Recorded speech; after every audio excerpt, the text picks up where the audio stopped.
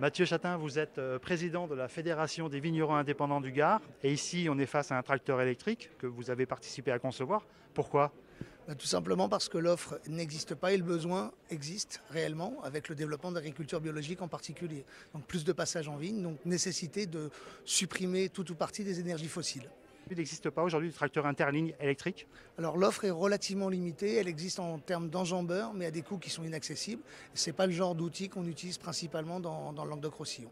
Alors, quel partenaire vous avez mobilisé pour mettre au point ce prototype? Alors c'est un projet gardois et on s'appuie sur l'IUT de Nîmes pour la partie génie électrique et l'école des mines d'Alès pour tout ce qui est conception du châssis et de l'habitacle. Alors, vous me citez deux écoles. Est-ce que ça veut dire que c'est un projet d'études qui ne va pas se transformer en projet industriel?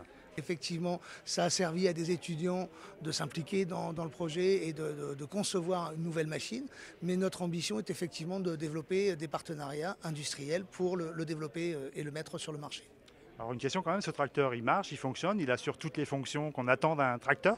Alors c'est un tracteur qui a la capacité d'être donc vigneron interligne avec 1,40 m d'écartement. Donc il passe très bien dans nos propriétés et il est en l'état capable de tirer des charrues, de faire tout ce qu'il faut pour le travail de la vigne.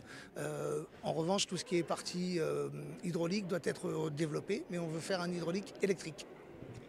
Mathieu Chatin, je vous remercie. Je vous en prie.